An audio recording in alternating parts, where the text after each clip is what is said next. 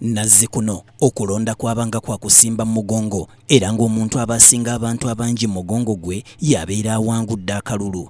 Oluvannyuma wajjawo enkola ey'okukozesa obukonge ziyite voters card anti ng'oli agenda bugenzi n'atiikinga ku muntu gw'ayagala. Wabula ebiseera bwe byetooloola eyali omuduumizi w'amagye g'eggwanga Generaali Aronda Nyakairima olwawummula emirimu gy'obukuumaddembe omwalina okuduumira eggye ly'eggwanga ng'ennaku z'omwezi 23 omwezi ogwa Maayi omwaka 2013 yalondebwa okufuuka minisita w'ekitongole ky'ensonga ez'omunda mu ggwanga era bw'atyo n'akwasibwa yaffiisi ng'ennaku z'omwezi 24 bw'atyo n'awera okukyusa buli kintu. Wakati mu mbeera eno ebintu bingi nnyo ebyakyusibwa nga n'ebimu ku ebyo mwe mwalina okutondawo enteekateeka ey'okuleeta ebyuma bikalimagezi bikozesebwe mu kulonda okwa bonna mu nkola eyamanyibwa nga biometric vote verification system ng'eno ye yali ey'okulonderako nga bakozesa obuuma bukalimagezi. Wano bannabyabufuzi bangi baakuba ebituli mu nteekateeka eno nga bagamba nti tegenda kubeera nnuŋŋamu. Wano eyali sipiika wa paalamenti Rebecca Alitwala Kadaga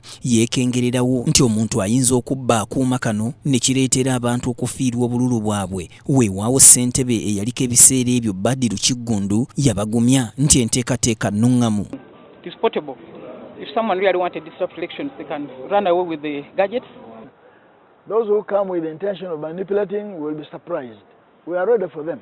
Mu kalulu akaali akakasa mmemme aka 2021 obuuma buno bwatandika okukozesebwa era gye byaggwera nga Museveni awangudde gwe yali abbinkana naye Robert Kyagulanyi Ssentamu gwe bamanyi nga Bobi Wine. Wano Kyagulanyi yavaayo n'akukkuluma nga bwe bamubbya akalulu ne badda ne mukati ne beewogoma era bw'atyo n'addukira mu kkooti lwakuba oluvannyuma ate omusango yagujjayo n'agutwala mu kkooti y'abantu mbu bagusale. Abamu kye beebuuza nga kkooti eneetuulawa. Akalulu nga kawedde abeesimbyewo bonna batandika okwerumiriza nga bwe bebbya akalulu nga Kyagulanyi agamba Museveni amubbye ate nga ne Museveni agamba Kyagulanyi amubbye. Wakati mu mbeera eyo olwaleero Pulezidenti Museveni tibwabulwa avuddeyo n'akikkaatiriza bw'abadde emunyonyo mu kujjukira Aronda Nyakairima nti NUP yamubba obululu wakati mu kukozesa obuuma buno era ng'alina obujulizi obw'enkukunala nti NUP yamubba obululu obuwerera ddala akakadde kalamba. I have now got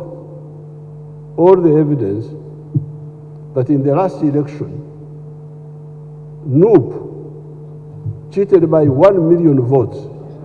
Museveni agamba nti NUP bw'ebeera erowooza nti ayogera bya nsimattu egende mu kkooti naye ng'ekituufu kiri nti baamubba akalulu. I have the facts. NUP can take me to court and the same seven has falsely accused them. But this is what happened. 1 million votes. And I have all the evidence now. Yoweri akakasizza nti General Aronda Nyakairima yakola omulimu gwe naye bannakigwanyizi abatayagala nkulaakulana baateekawo ebituli mu nkola eno mbu ne boonoona obuuma mu bugenderevu basobole okubbirako akalulu. So we bought the machines. But the people who don't want elections, good elections, they now left a loophole that you vote with the machines. If they don't work, you go manual. So they disabled the machines. That's how they voted manually.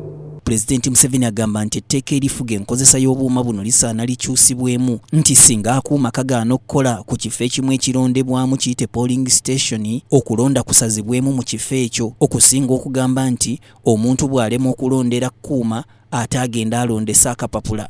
And now I can tell you, so Aronda did his part. The mistake was in the law. The law must be amended. The law must provide that if the machine doesn't work, you suspend the elections. Forget. If you say the machine is not working, but suspend the elections. On that polling station. Wano wasinzidde n'asiima Generaali Aronda Nyakairima olw'okubeera omusajja omuvumu ate ow'empisa. Aronda for doing his part. The rest was not his, it was other people. Now, Aronda was a very disciplined person. Emirundi mingi okulonda buli lwe kuggwa, bangi naddala bye babeera bawangudde abali ku ludda oluvuganya gavumenti baddukira mu kkooti nga bagamba nti bababbye obululu era nga bagamba nti enteekateeka eriwo si nnuŋŋamu. Kabuye Israel, Serena Nagujja, BTM TV Community Report.